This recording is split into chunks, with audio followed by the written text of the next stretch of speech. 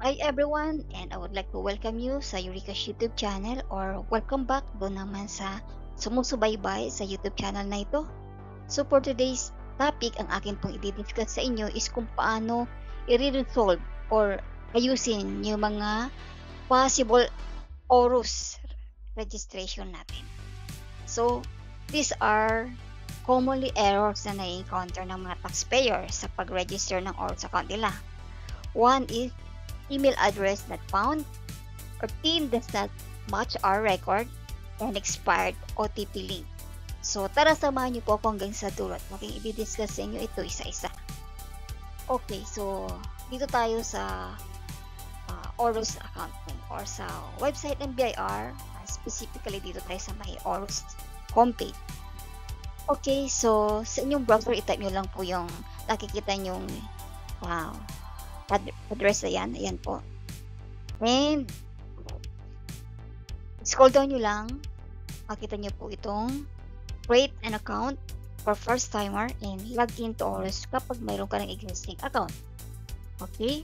So, na-discuss ko na yan doon sa mga previous vlog ko. Meron akong tutorial on how to create an account or ORUS account.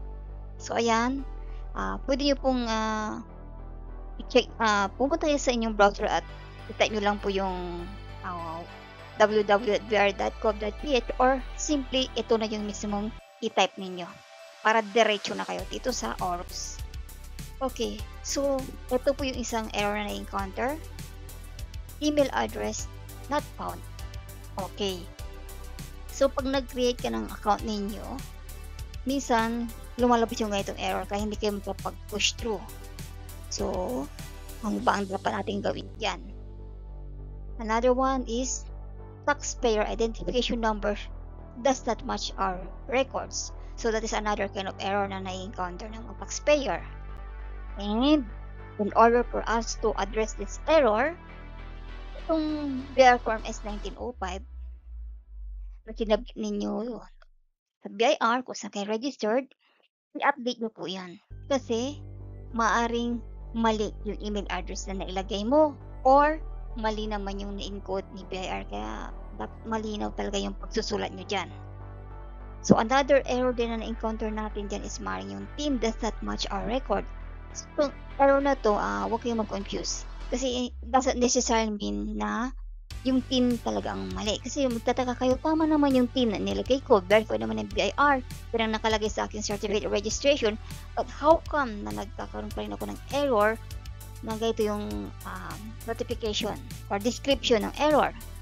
So, itong error na to, there are other possible reason bakit nag-error kayo ng ganito. Another reasons ay pwedeng mali yung inyong pangalan, spelling ng inyong pangalan, or possible din yung civil status mo, nilagay mo single, married ka pala, may nakalagay doon yung spouse name.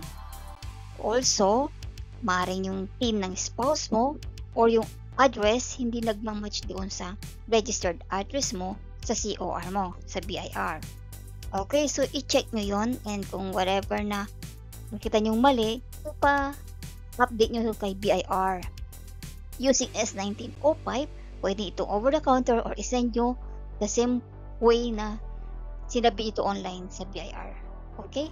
Pero ipakita ko rin sa inyo mamaya kung paano natin ito i-email sa BIR. So another, ayan, ito po yung email address kung saan natin sinisend itong S1905. So ito yung sample ko po, RDO _ plus yung kulay orange RDO code and CSS at bir.gov.ph. So ito yung example na halimbawa, registered ka sa BIR Makati, 47 is BIR Makati yan. So ilagay mo RDO _ 47 CSS at bir.gov.ph. So using this form S1905, hilap nyo ng maayos, malinaw, and make sure na 100% correct bago nyo i-scan. Yung size ng image should be touchable doon sa email, ha? Kasi magbabounce back yan sa inyo, hindi yan masasend.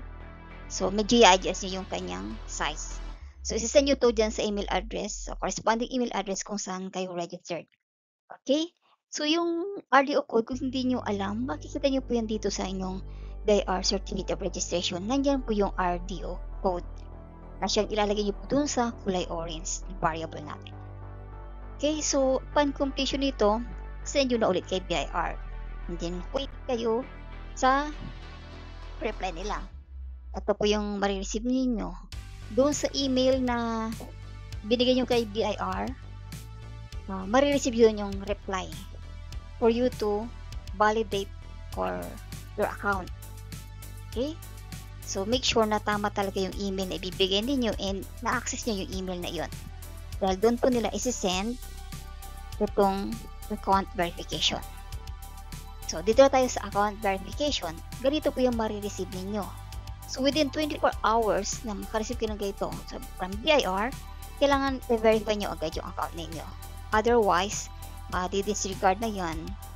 So, magre-request ka na naman ng another verification link. Okay, so by clicking naman yung another na link diyan sa medyo baba ng account. Okay, and once na nakapag-verify ka ng account mo, makaka-receive ka ng itong parang account activation. So, verified na yung account mo. All you have to do, what I mean is verified na yung email mo. So, all you have to do is mag-create ka na ng iyong Orus account. Then, nakalagay na dyan kung ano yung mga services na ma-avail mo once na kapag-create ka na ng Orus account mo. So, napakaganda po ito na kayo ay makapaggawa na inyong Orus account kasi may mga online services na si BIR na pwede nyo nang i-process via online through this Orus account. Okay? Or through TRRA or through their chatbot Revy. So, ang dami na ngayong in-improve si BIR na mga services nila na pwede mo nang i-avail or gawin at the comfort of your home. So, na rin ng BIR, nakikisabayan na rin siya ngayon na parang nagiging digitalized na rin sila. Hindi pa man siguro lahat ng services ay offered na nila, pero malaking bagay na itong unti-unti nagiging online na. So, okay. So, that's it for now. Kung may mga tanong kayo, comment nyo lang and I hope nagustuhan nyo ito. May natutunan kayo. Kindly like, share, and subscribe na rin. And click the notification bell for more BIR update. So, until next vlog, thank you and God bless.